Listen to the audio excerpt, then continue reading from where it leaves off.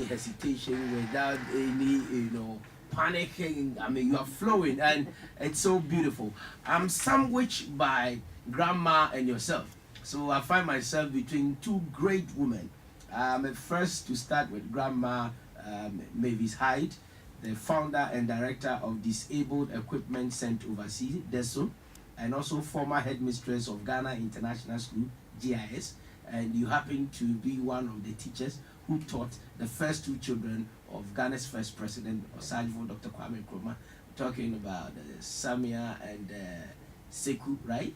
Great. Now, can you tell us, as a teacher, teaching the president's children at that time, I mean, was there any pressure on you as Nkrumah was adored and feared by many? Did you have any, fear or frustration handling the president's children? No, they were just like other children. There was no difference. He himself was such a person that he was just a wonderful guy, and we were very privileged to be his friends and for him to respect the GIS school as it was, because Mrs. Inwood was the one who was in charge, to accept us to teach his children. We were privileged and we were honoured, very honoured. And the children were just ordinary children, like all the other children. There was no difference. For us, he was a Sajiko, and we loved him the way he was. We didn't really, when you're with children, children are children.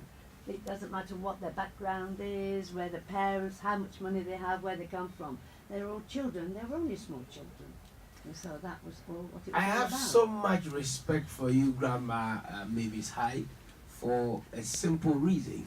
Having been the headmistress of one of Ghana's, renowned international Center for Excellence and Learning, educating and shaping and molding children. Which school would you say was your competitor at your time when you were the headmistress, and what was the challenge?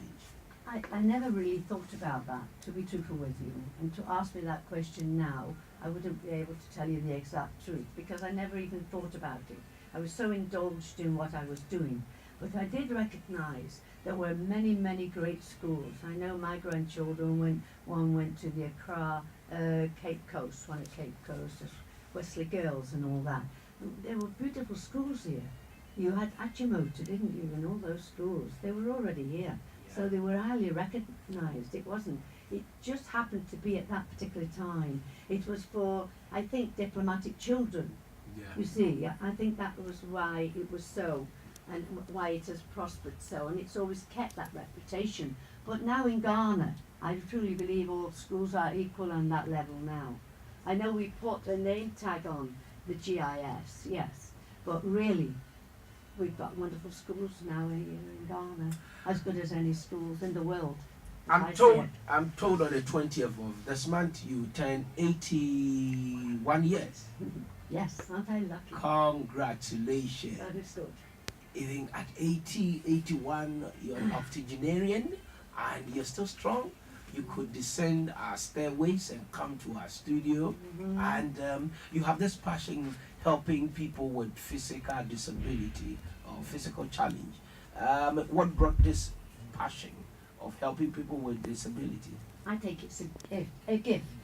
It's a gift from God, to be truthful with you. And I've been privileged all my life to do it all over the world. In Australia, America, UK.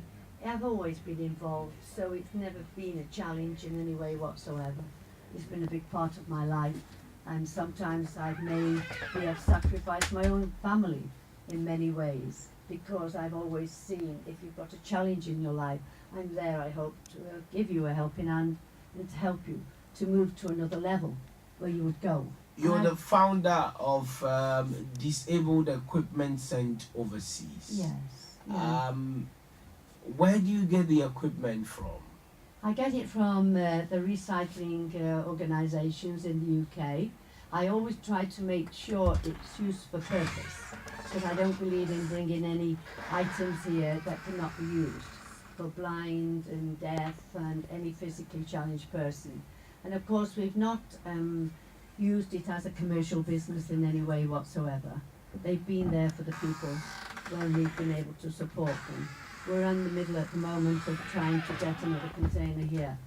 It's a bit of a challenge, but we usually do it Which communities have benefited from this project? all over Ghana. All over Ghana. I would say so. All the yes. 10 regions of Ghana. I think so. I yeah. see one physically challenged person here in the studio assisting in blasting or broadcasting, on the digital space what is happening here. How did you come by this gentleman?